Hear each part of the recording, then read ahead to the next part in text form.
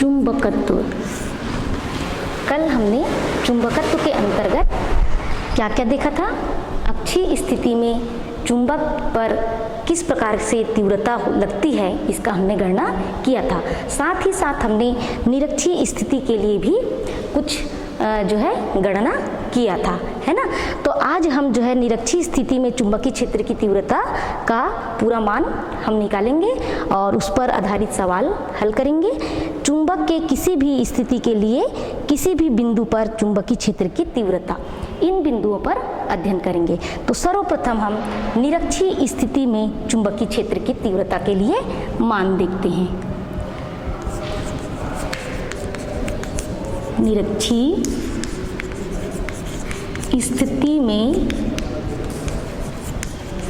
चुंबक की चुंबकीय क्षेत्र की तीव्रता, ठीक है।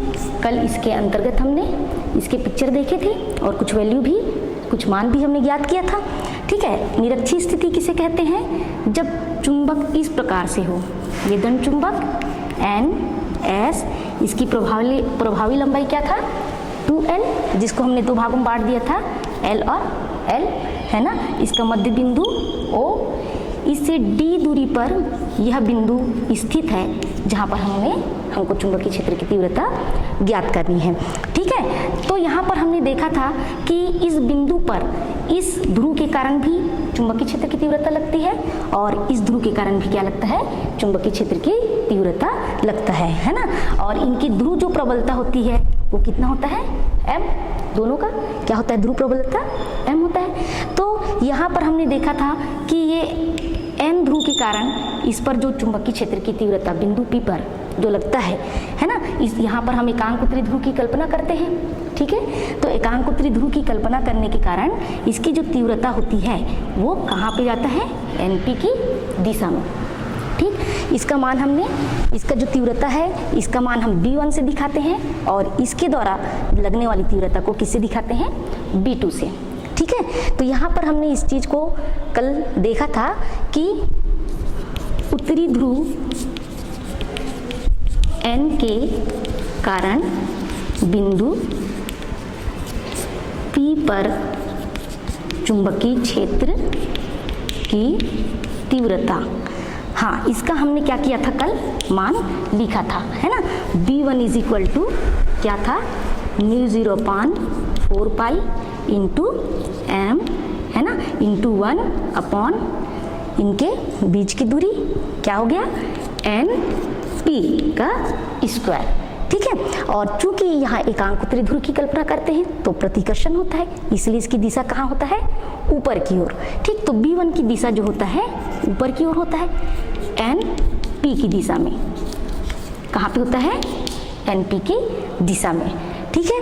अब उसी प्रकार S के कारण बिंदु P पर तीव्रता, S के कारण P पर तीव्रता, ये भी हम कल निकाले थे। B2 इज इक्वल टू क्या हो गया था? μ0/4 पाई इंटू M अपॉन इनके बीच की दूरी क्या हो जाएगा? हाँ, वेरी गुड, SP का स्क्वायर। अब चूंकि ये जो है, चूंकि यहाँ एकांक उत्तरी ध्रुव की कल्पना करते हैं, उत्तरी ध्रुव को ये आकर्षित करता है, इसलिए इसकी दिशा B2 की दिशा जो है नीचे की ओर होता है ना, यानी P से S की ओर, PS की दिशा में, ठीक। तो इस तरीके से हमने B1 और B2 का मान ज्ञात किया था, है ना। यहाँ पे हमने एक चीज और देखा था कि चूंकि ये जो है थीटा कोण बनता है और ये थीटा कोण बनता है, इसलिए इनके मध्य जो कोण बनेगा वो क्या हो जाता है? 2 थीटा होता है। और इनका परिणामी तीव्रता, इनकी परिणामी तीव्रता की बात करें तो B1 जो है ऊपर की ओर है, B2 नीचे की ओर है, तो परिणामी तीव्रता इस प्रकार उनके बीच में लगेगा, ठीक है। परिणामी तीव्रता कहाँ पे लगेगा? बीच में लगेगा। तो ये थीटा है तो ये भी क्या हो जाएगा? थीटा और थीटा, तो इनके बीच बनने वाला कोण कितना हो गया? 2 थीटा। इसको भी हमने देखा था, ठीक। तो इसका जो परिणामी तीव्रता जो B है चूंकि ये समांतर चतुर्भुज में स्थित है, ठीक है, तो यहाँ पे हमने समांतर चतुर्भुज के नियम लगाया था और b का मान ज्ञात किया था। तो b का मान क्या आया था? b का जो है मान आया था b is equal to 2b1 into cos theta. ये हमने इसको ले लिया पहला समीकरण, इस मान को हमने कल निकाला था, ठीक है। तो हमको परिणामी तीव्रता b जो है उसका मान ज्ञात करना है। तो इसके लिए क्या क्या आवश्यक है? इसके लिए आवश्यक है, इसमें हम देख सकते हैं b1 की आवश्यकता है और cos थीटा, है ना, b1 की आवश्यकता है और cos थीटा की जो है यहाँ पे हमको जरूरत है, ठीक। तो b1 हम कहाँ से निकाल सकते हैं? हम यहाँ से निकाल सकते हैं, ठीक है, b1 यहाँ से निकाल सकते हैं। इसको ले लेते हैं हम पहला समीकरण और इसको मान लेते हैं हम दूसरा समीकरण, ठीक है। तो यहाँ b1 का मान यदि हमको निकालना है तो μ0/4 पाई इंटू m, ये तो हो गया। हमको निकालना क्या पड़ेगा? NP का मान निकालना पड़ेगा। अब NP जो है यहाँ पे आपको निकालना है तो त्रिभुज में दिखाई दे रहा होगा NP, ठीक है। कौन सी त्रिभुज? हाँ, यहाँ पे जो बनी त्रिभुज है PNO, वेरी गुड। किस में दिख रहा है? PNO में, है ना। तो यहाँ से हम NP का मान निकाल लेंगे, NP का स्क्वायर का मान निकाल लेंगे, ठीक है। तो B1 का मान निकल गया। उसी तरीके से त्रिभुज की सहायता से हम cos थीटा का भी मान निकाल सकते हैं और cos थीटा का जब मान निकल जाएगा उसे हम क्या कर देंगे? समीकरण 2 में पुट कर देंगे। इस तरीके से हमारा परिणामी तीव्रता ज्ञात हो जाएगा। तो सबसे पहले हमारा काम क्या है? NP का स्क्वायर निकालना। इसको हम कैसे निकालेंगे? इस त्रिभुज की सहायता से। देखिए, त्रिभुज ले लीजिए, त्रिभुज PNO में, त्रिभुज PNO में, यानी इस त्रिभुज की बात कर रहे हैं। PNO में आपको स्पष्ट दिखाई दे रहा होगा कि ये जो है D है, ठीक है, ये जो है D है और ये क्या चीज़ है? वेरी गुड, क्या है? L है ना, ठीक है। तो हमको D और L का मान मालूम है, ये भुजा का मान मालूम नहीं है। हम क्या कर सकते हैं? इसको ज्ञात कर सकते हैं। चूंकि ये लंब है तो हम यहाँ पे कौन सा प्रमेय लगा सकते हैं?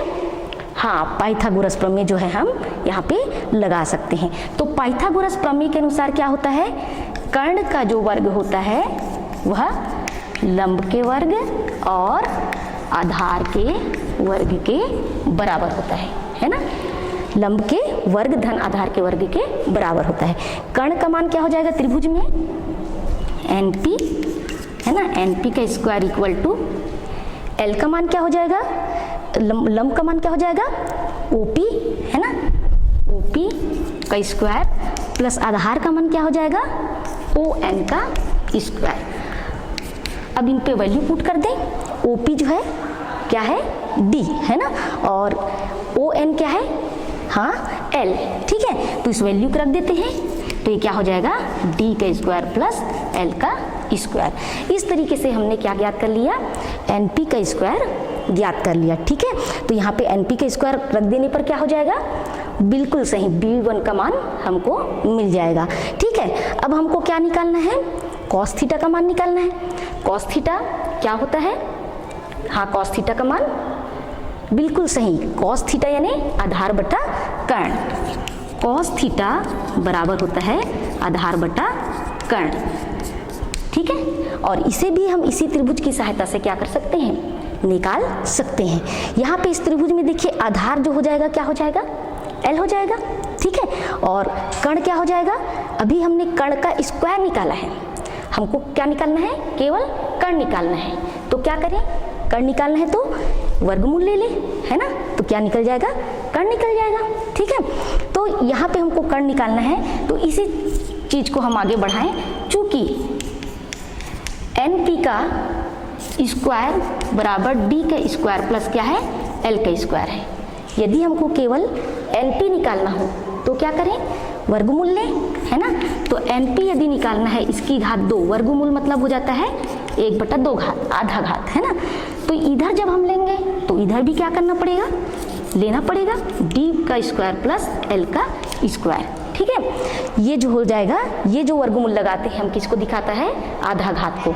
इधर हमने आधा घात लगाया है, ठीक है। अब ये जो घात है कट जाएगा तो हमको किसका मान मिलेगा? NP का मान मिलेगा। तो NP बराबर हो जाएगा D का स्क्वायर प्लस L का स्क्वायर का रूट, और यही एनपी क्या चीज़ है, यही एनपी हमारा कर्ण है। ठीक है, तो कर्ण का मान क्या मिल गया, रूट ऑफ डी का स्क्वायर प्लस एल का स्क्वायर, जिसको यहाँ पे हम पुट कर सकते हैं। इस बार इसमें क्या कर सकते हैं, पुट कर सकते हैं। आधार का मान हो गया आपका एल, ठीक है, आधार का मान क्या हो गया एल, और कर्ण का मान क्या हो जाएगा, कर्ण का मान हो जाएगा रूट ऑफ डी का स्क्वायर प्लस एल का स्क्वायर। ठीक है, तो इस तरीके से हमने क्या कर लिया, एनपी का स्क्वायर और कॉस थीटा का मान ज्ञात कर लिया। ठीक, जिसको हम समीकरण 2 में क्या कर सकते हैं, अब उस मान को पुट कर सकते हैं। ठीक है,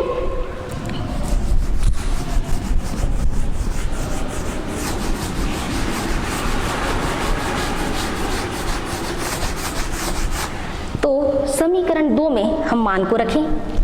समीकरण 2 में b1 व cos थीटा का मान रखने पर, ठीक है, इसको रखने पर क्या हो जाएगा, b is equal to 2 into b1। b1 क्या है, μ0/4 pi into m upon N P का स्क्वायर। एन पी की जगह हम क्या रखेंगे, d का स्क्वायर प्लस l का स्क्वायर।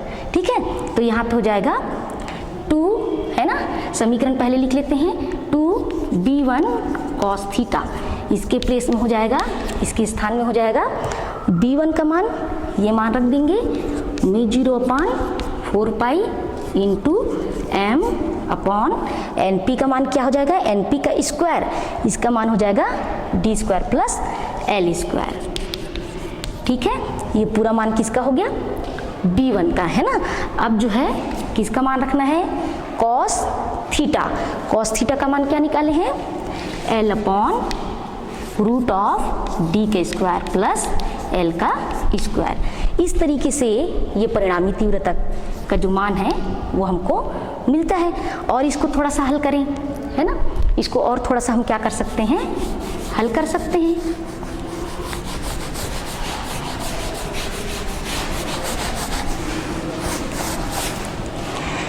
तो हल करने से आपको ये मालूम है कि 2l into M, 2l into M बराबर क्या होता है, चुंबकीय आघूर्ण कैपिटल M, है ना।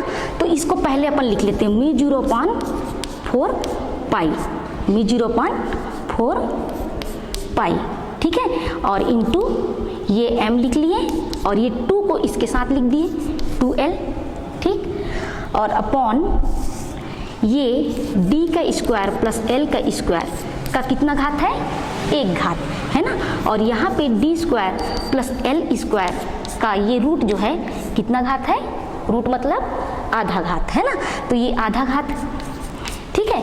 जब आधार समान होते हैं तो आधार समान और गुणा होते हैं तो इनकी घातें क्या हो जाती हैं, जुड़ जाती हैं। तो 1 और धन 1/2 करेंगे तो क्या हो जाएगा, 2 एकम 2 धन 1, 2 और 1 3, 3/2। तो ये दोनों का घात जो है आपस में क्या होगा, जुड़ जाएगा और क्या मिलेगा, 3/2, ठीक है।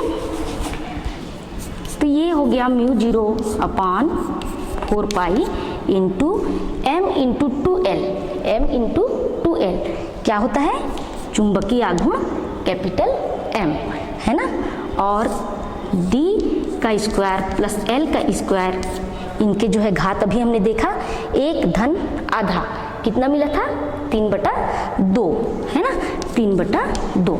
तो यहाँ पर हम इसको दिखा सकते हैं, चूंकि m into 2l is equal to होता है कैपिटल M, चुंबकीय आघूर्ण, ठीक। तो इस प्रकार से ये मान हमको मिलता है B का।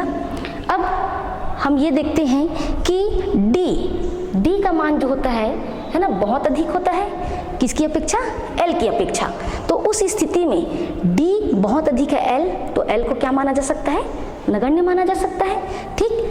D यदि बहुत अधिक है L से, यानी जो बिंदु, जिस बिंदु पर हम चुंबकीय क्षेत्र की तीव्रता ज्ञात कर रहे हैं वह चुंबक के केंद्र से ये जो है दूरी है, ठीक है। यदि वो बहुत दूर है, ठीक है, ये जो बिंदु है वो बहुत दूर है किसकी अपेक्षा, जो हम चुंबक ले रहे हैं उसकी अपेक्षा, ठीक। जैसे हमने चित्र में देखा था ये d दूरी है और ये क्या चीज़ है, l दूरी है। यदि ये d बहुत अधिक है l की अपेक्षा, तो उस स्थिति में हम l को क्या ले सकते हैं, नगण्य ले सकते हैं, है ना। l को हम नगण्य ले सकते हैं, 0 ले सकते हैं। तब उस स्थिति में b का मान क्या मिलेगा,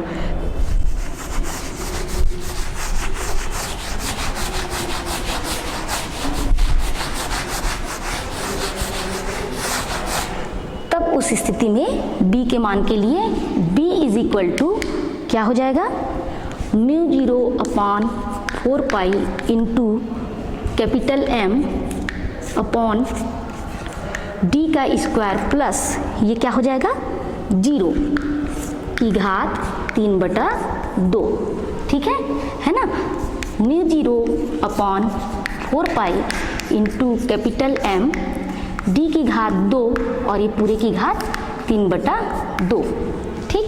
तो यहाँ पर जो है ये 2 घात इस 2 घात को कैंसिल कर देगा, तो b का मान क्या मिलेगा, b का मान मिलेगा μ0 upon 4 pi into capital M upon dq, ठीक है।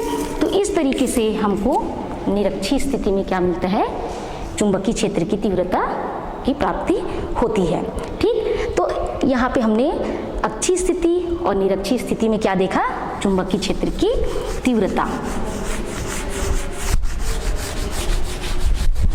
यहाँ जो हमने अक्षीय स्थिति जो देखा था,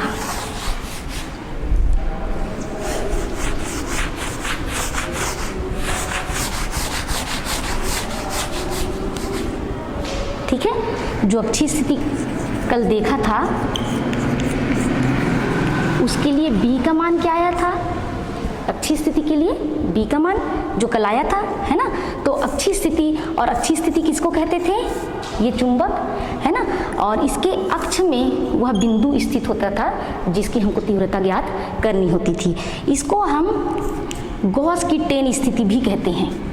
इसको क्या कहते हैं, गॉस की टेन ए स्थिति कहते हैं, ठीक है। तो इसका मान हमने क्या निकाला था, b is equal to μ0 upon 4 pi into यहाँ पे 2 हो गया था 2m अपॉन dq, ठीक है। जबकि अभी हमने जो निरक्षीय स्थिति के लिए चुंबकीय क्षेत्र की तीव्रता की गणना की, है ना। तो ये जो चुंबकीय क्षेत्र की तीव्रता थी वो कैसे निकाले थे, उसकी स्थिति कैसी थी, ये चुंबक लेते थे और उसके केंद्र से लंबवत इस बिंदु पर हमको चुंबकीय क्षेत्र की गणना करनी होती थी। तो ये जो स्थिति है, इस स्थिति को और क्या नाम से कहते हैं, इसको गॉस की टेन बी स्थिति, ठीक है। यानी अक्षीय स्थिति को गॉस की टेन स्थिति कहते हैं और निरक्षीय स्थिति को गॉस की टेन बी स्थिति कहते हैं। और इसका हमने मान निकाला, b is equal to μ0 upon 4 pi into m upon dq। अब अंतर देखिए दोनों में, μ0 अपॉन 4 पाई यहाँ भी है, m अपॉन dq यहाँ भी है, यहाँ पे लेकिन दुगना है और यहाँ पे क्या है, एक है, यहाँ एक है और यहाँ क्या है, दुगना है। इसका मतलब है कि अक्षीय स्थिति में चुंबकीय क्षेत्र की तीव्रता कैसा होता है, 2 गुना होता है, यानी कि अधिक होता है, इसकी अपेक्षा 2 गुना होता है। और निरक्षीय स्थिति में चुंबकीय क्षेत्र की तीव्रता कैसे होता है, इससे कम होता है ना, ठीक। तो इस तरीके से हम देख सकते हैं कि अक्षीय स्थिति में इस चीज से भी हम देख सकते हैं उदाहरण से, क्योंकि यहाँ पे क्या है, ये चुंबक है तो यहाँ पे तीव्रता अधिक लगाएगा, जबकि इसकी इस स्थिति से यहाँ पर तीव्रता कैसे लगाएगा, कम लगाएगा, है ना। तो ये अक्षीय और ये निरक्षीय स्थिति के लिए सूत्र हो गया। अब इस पर आधारित हम एक सवाल देखते हैं।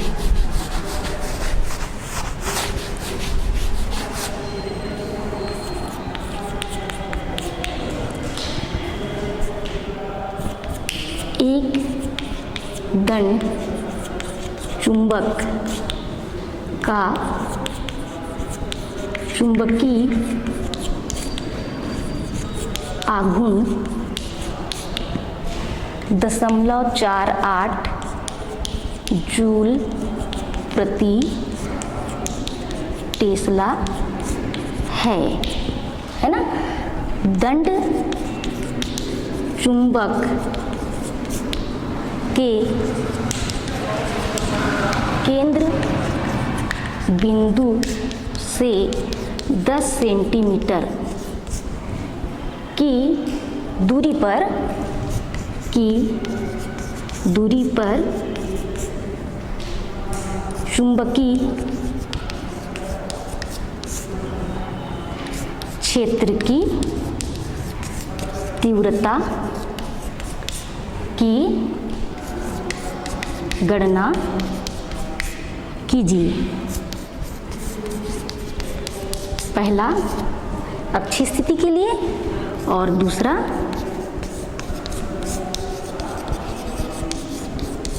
निरक्षीय स्थिति, है ना। निरक्षीय स्थिति। तो यहाँ पे सबसे पहले हल करने से पहले हम क्या करें, इनका मान लिख लेते हैं। हल, यहाँ पे एक दंड चुंबक का चुंबकीय आघूर्ण को किससे दिखाते हैं, m से, है ना। m इज इक्वल टू क्या दिया है, 0.48 जूल प्रति टेस्ला, है ना। ये दिया है किसका मान, चुंबकीय आघूर्ण का मान दिया है। और इसके बाद दंड चुंबक के केंद्र बिंदु से 10 सेंटीमीटर की दूरी पर चुंबकीय क्षेत्र की तीव्रता की गणना करनी है। तो दूरी क्या दे दिया, दूरी दे दी है 10 सेंटीमीटर। दूरी क्या दी है, 10 सेंटीमीटर।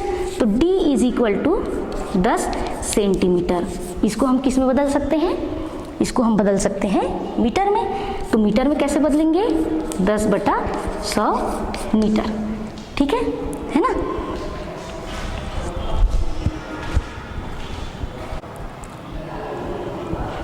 तो m का मान कितना है, 0.48 जूल प्रति टेस्ला। d का मान कितना है, 10 सेंटीमीटर। इसको हमने मीटर में बदल दिया, 10/100 मीटर, ठीक है। इस तरीके से अब हमको क्या करना है, चुंबकीय क्षेत्र की तीव्रता की गणना करनी है दो अलग अलग स्थितियों में, एक अक्षीय स्थिति और दूसरा निरक्षीय स्थिति। तो पहला हम क्या देखते हैं, अक्षीय स्थिति में। अक्षीय स्थिति के लिए चुंबकीय क्षेत्र की तीव्रता बताए हैं सूत्र, B is equal to μ0/4π into 2m/d³, ठीक है। अब इसमें वैल्यू पुट कर देंगे। यहाँ ये पूरा मान क्या होता है, 10⁻⁷, है ना।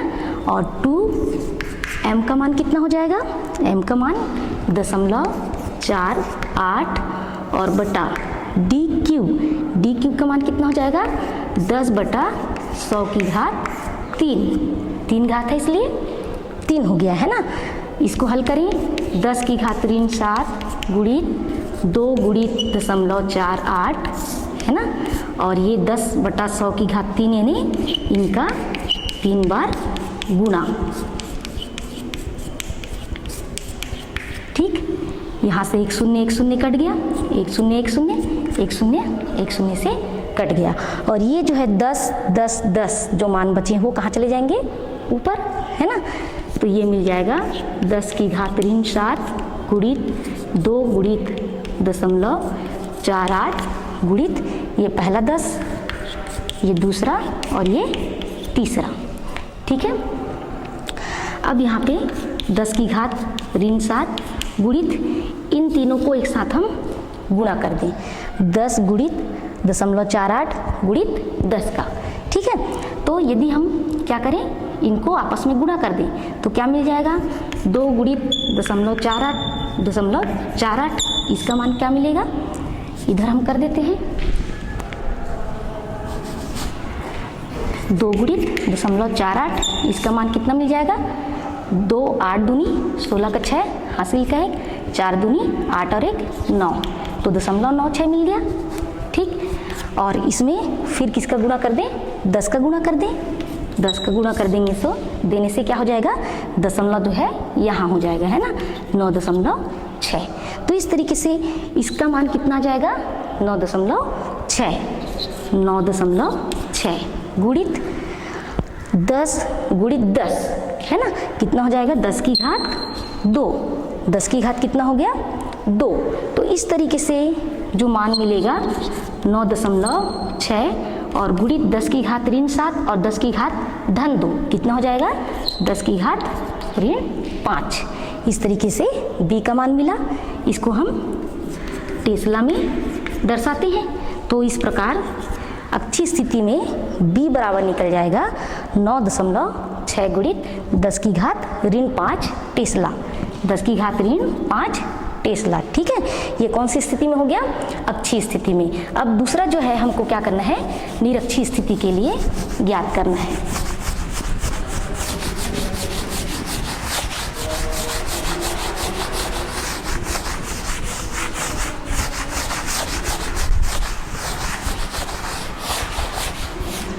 निरक्षीय स्थिति के लिए क्या हो जाएगा, दूसरी स्थिति निरक्षीय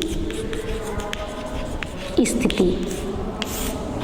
निरक्षीय स्थिति के लिए b का मान क्या होता है, 0.4 पाई और यहाँ पे केवल m आता है, वहाँ 2m था, यहाँ m है ना, डी क्यू इक्वल टू इस μ0/4 पाई का मान लिख देते हैं, कितना होगा 10 की घात ऋण 7 है ना, और m का मान 0.48 और d का मान 10/100 की घात 3 है ना।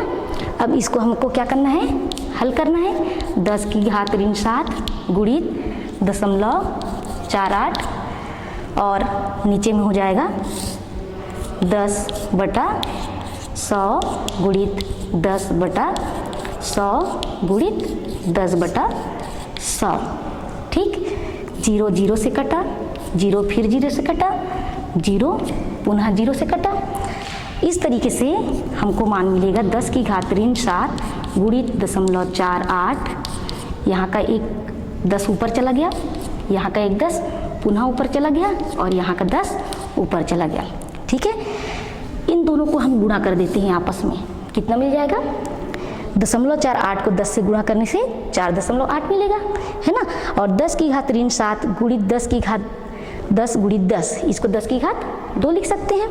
तो ये हो जाएगा 10 की घात ऋण 7 गुणित ये दोनों को गुणा करने से 4.8 गुणित 10 की घात 2। ठीक, अब इसे हम हल करें।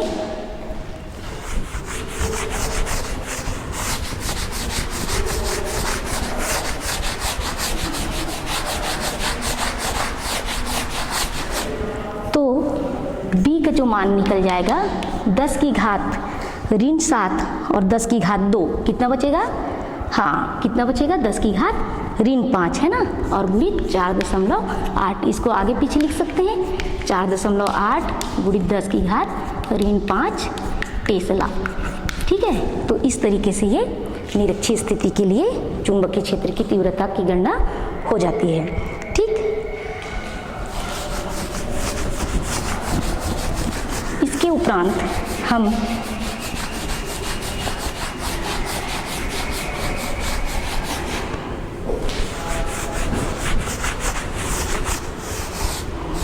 क्या देखेंगे, तीसरी बिंदु, चुंबक के किसी भी स्थिति के लिए किसी भी बिंदु पर चुंबकीय क्षेत्र की तीव्रता।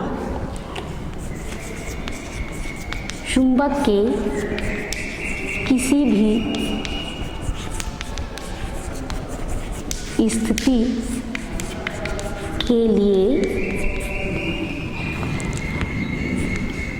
चुंबकीय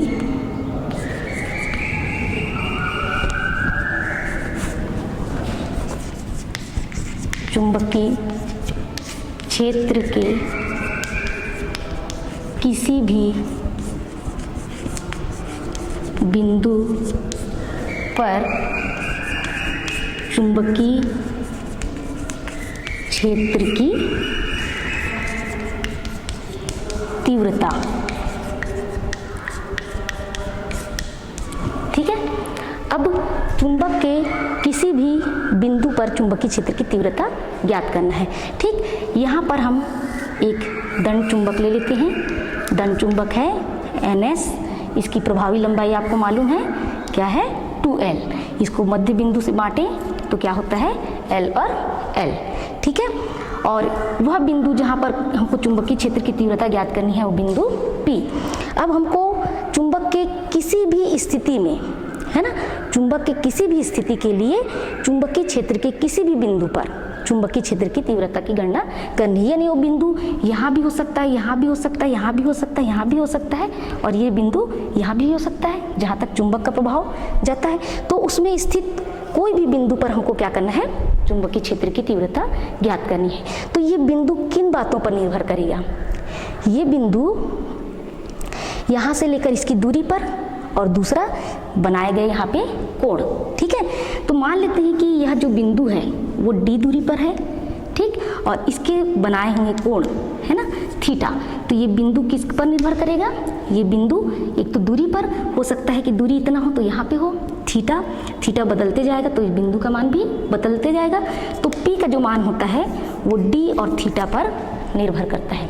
P का मान किस पर निर्भर करता है, D और थीटा पर निर्भर करता है। तो ये हमने चुंबक ले लिया, दंड चुंबक, जिसकी प्रभावी लंबाई 2L है ना, मध्य बिंदु O है, बिंदु P लिए जो जिसका मान D और थीटा पर निर्भर करता है, ये कोण थीटा, ठीक। और इसका जो है चुंबकीय इसका जो ध्रुव प्राबल्यता वो ले लेते हैं M, जैसे कि हम पहले भी लेते आए हैं। तो चुंबकीय आघूर्ण क्या हो जाएगा इसके लिए, चुंबकीय आघूर्ण दंड चुंबक का चुंबकीय आघूर्ण, ये क्या हो जाएगा, capital M equal to small m into 2L। ये जो दंड चुंबक है यदि उसका चुंबकीय आघूर्ण कैपिटल M हो तो उसको हम m इंटू 2L लिखते हैं, ठीक है। और ये कैसा राशि है, ये कैसा राशि है, एक सदिश राशि है ना। m जो है कैसा राशि है, सदिश राशि है। इसलिए चूंकि ये सदिश राशि होता है, इसकी स्थिति के अनुसार इनको हम दो घटकों में तोड़ सकते हैं, ठीक है। तो दो घटक कौन कौन से हो सकते हैं, पहला घटक m का पहला घटक हो जाएगा m cos थीटा OP की दिशा में। यदि हम इस चुंबक को ऐसा माने कि ये जो चुंबक N ऐसा आपको दिख रहा है, इसको यदि हम ऐसा माने इस प्रकार, ठीक है, इस चुंबक को कैसा माने, इस तरीके से माने, और इसे हम नाम दें N1 S1। यदि ये चुंबक इस तरीके की स्थिति में हो, N1 S1 की स्थिति में, तब ये वाला जो घटक हो जाएगा वो आधार घटक होगा, और आधार घटक का मान क्या होता है, आधार घटक का मान, इसका मान हो जाएगा m cos थीटा, ठीक है। और इसके इस बिंदु, ये बिंदु P इस चुंबक के सापेक्ष कैसी स्थिति में है, अक्षीय स्थिति में, ठीक है। दूसरा जो घटक हो जाएगा m का, वो हो जाएगा, यदि इस चुंबक को हम ऐसा माने इस तरीके से, ठीक है, इस तरीके से माने इस चुंबक को, इसको हम किससे दिखाएं, N2 और S2, ठीक, N2 और S2। तो यहाँ पे ये जो स्थिति हो जाएगा बिंदु P, वो इसकी निरक्षीय स्थिति में है, और ये घटक क्या हो जाएगा, लंब घटक है ना, ये घटक क्या हो जाएगा, लंब घटक। तो इसका घटक क्या लिखेंगे, m sin थीटा, इसका घटक क्या लिखेंगे, m sin थीटा, OP के लंबवत दिशा में, OP के कौन सी दिशा में, लंबवत दिशा। तो दूसरा जो घटक हो जाएगा वो होगा m sin थीटा OP की दिशा के लंबवत, ठीक है ना। तो इस तरीके से हमने देख लिया, यदि ये जो चुंबक है इसको हम इस स्थिति में माने N1 S1 की स्थिति में, तो उसका घटक m cos थीटा हो जाएगा, और यदि हम उसको इस स्थिति में माने N2 S2 की स्थिति में माने तो इसका जो घटक हो जाएगा वो m sin थीटा होगा, ठीक है। तो पहली वाली स्थिति चुंबक N1 S1 का देख लेते हैं। चुंबक N1 S1 बिंदु P के सापेक्ष कैसी स्थिति में है, हाँ, अक्षीय स्थिति में, अक्षीय स्थिति में है। इस कारण N1 S1 के कारण बिंदु P पर तीव्रता N1S1 चुंबक के कारण बिंदु P पर चुंबकीय क्षेत्र की तीव्रता। ठीक है, चुंबकीय क्षेत्र की तीव्रता का सूत्र हमको मालूम है, क्या होता है? B इज इक्वल टू अक्षीय स्थिति के लिए बताइए, μ0 अपॉन 4 पाई इंटू, हाँ very good, 2m upon dq। ठीक है, तो ये जो सूत्र होता है इसको हम क्या कर दें, इस पर हम m का मान रख दें, m का μ0 अपॉन 4 पाई इंटू 2, और ये जो m है इसके लिए क्या हो गया है, m cos थीटा, ये m cos theta upon dq। ठीक है, चूंकि N1S1 चुंबक के लिए है इसलिए इसको क्या लिख लेते हैं, B1 इज इक्वल टू लिख लेते हैं। तो B1 का मान जो है हमारे पास क्या मिला, μ0 upon 4 pi into 2m cos theta upon dq। ठीक है, इसको हम पहला समीकरण मान लेते हैं। इसी तरीके से ये जो N2S2 है ना, ये N2S2, ठीक, इस चुंबक के कारण बिंदु P पर चुंबकीय क्षेत्र की तीव्रता, जबकि ये इस चुंबक के लिए ये बिंदु कैसी स्थिति में है, निरक्षीय स्थिति में है ना। तो इसको पुनः अपन लिखेंगे, चुंबक N2S2 बिंदु S2 के कारण बिंदु P पर चुंबकीय क्षेत्र की तीव्रता कोष्टक में हम दर्शा देंगे, जबकि N2S2 के सापेक्ष बिंदु कैसी स्थिति में है, निरक्षीय स्थिति दर्शाता है, निरक्षीय स्थिति दर्शाता है। ठीक है, तो यहाँ पर हम क्या कर सकते हैं,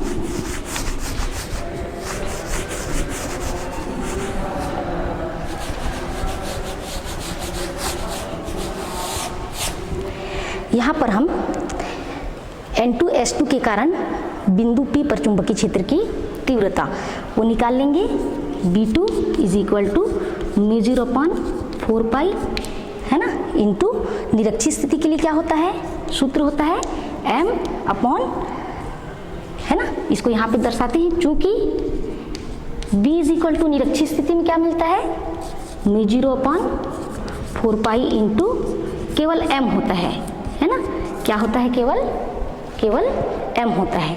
ठीक है, तो यहाँ पे क्या हो जाएगा, m साइन थीटा, क्योंकि इसका घटक क्या है, m साइन थीटा है ना। तो यहाँ पे जो m है उसकी जगह हम क्या लिखेंगे, m sine theta upon dq। ठीक, तो इस तरीके से ये जो चुंबक है N1S1 के कारण इस बिंदु पर तीव्रता और N2S2 के कारण इस बिंदु पर तीव्रता। तो हमने देखा कि ये जो चुंबक है N1S1 के कारण जो तीव्रता निकला वो निकला आपका इस बिंदु पर B1 है ना। ठीक है, जिसकी दिशा ऊपर की ओर है, OP की दिशा में, और दूसरा जो चुंबक हमने लिया है N2S2, इसके कारण जो निकला है वो B2 है ना।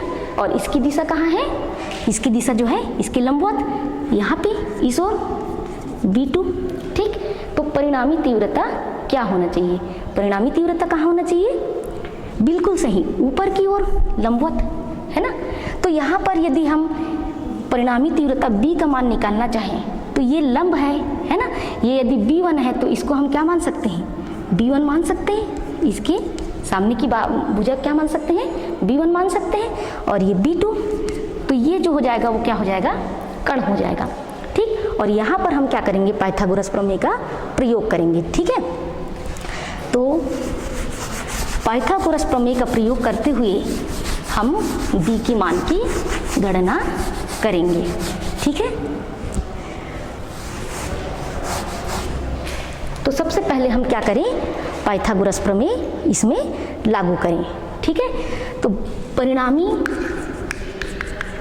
तीव्रता डी का स्क्वायर इक्वल टू d1 का स्क्वायर प्लस d2 का स्क्वायर। ये कर्ण का वर्ग बराबर लंब का वर्ग धन आधार का वर्ग से, तो b बराबर क्या हो जाएगा, रूट ऑफ d1 का स्क्वायर प्लस d2 का स्क्वायर।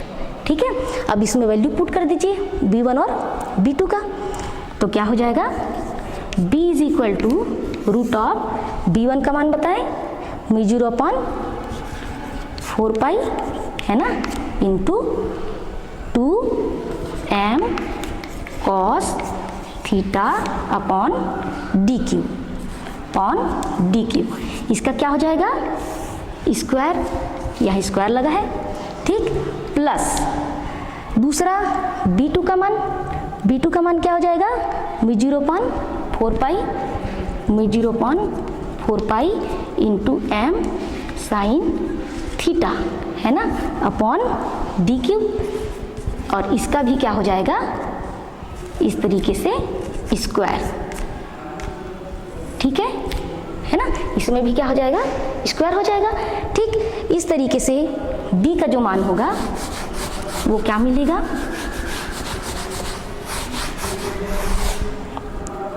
b का जो मान हो जाएगा रूट ऑफ, यहाँ से आप क्या कर सकते हो, μ0 4 पाई m डी क्यू, और यहाँ पे भी μ0 4 pi m upon D Q.